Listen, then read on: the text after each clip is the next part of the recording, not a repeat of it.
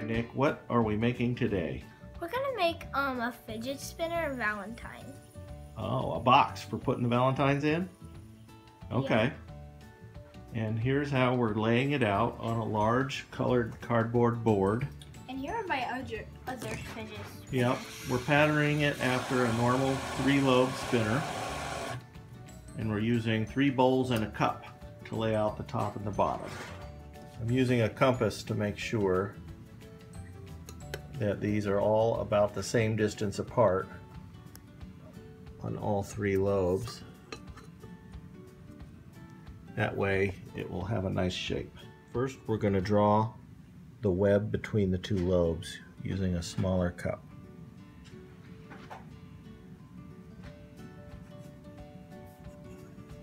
Okay, next we're going to trace around the outside of the bowls from this point around to that point, not necessarily connecting the web until after we get the bowls out of the way.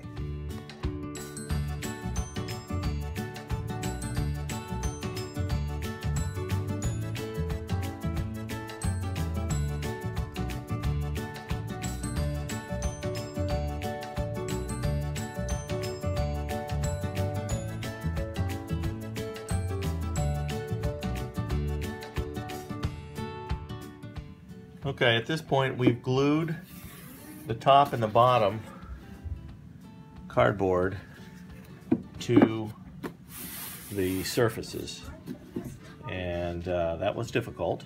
The best way to do this was to glue the top on while it was against a hard surface so that it stayed nice and flush. The bottom, not important how flush it is. This is what they call a Lazy Susan bearing, and they're pretty inexpensive. This particular one was about $5 from Amazon. And so what I did was I cut out a 6-inch square of 1/2-inch plywood, and using pop rivets and some backup washers, which are these, and a pop rivet gun, which you'll have to have, I went ahead and attached this part of the bearing to the back of what will be the bottom of the fidget spinner.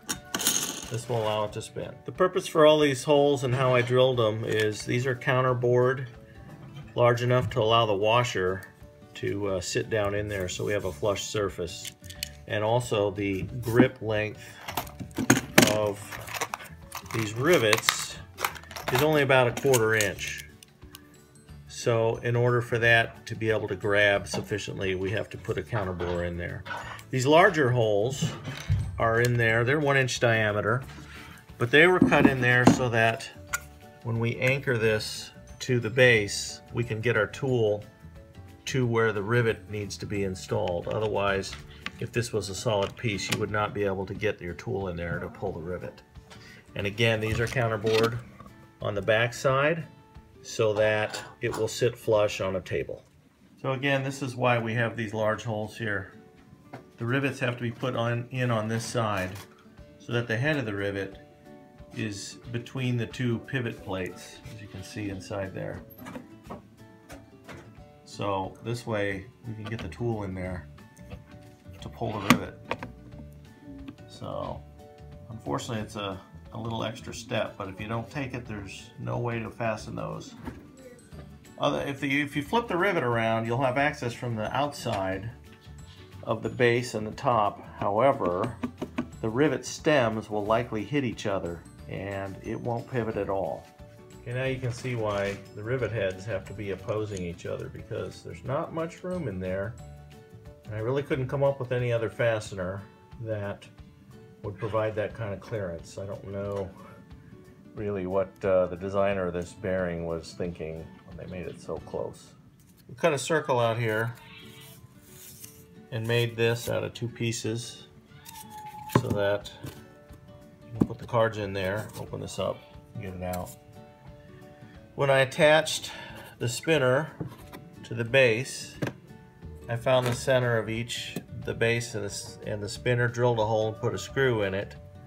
You can see in there, and it's glued down, and the screw holds it in place while the glue dries. Now we're going to glue these down in the edges, and it'll be a spinner.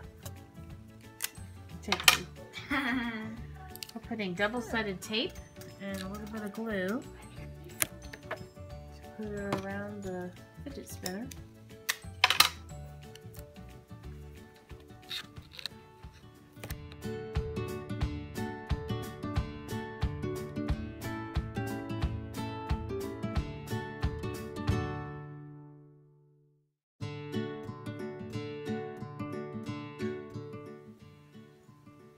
Well, Nick, we got your fidget spinner done. You want to show everybody how it works? Yeah, so you can put, for example, you can put some like Valentines in.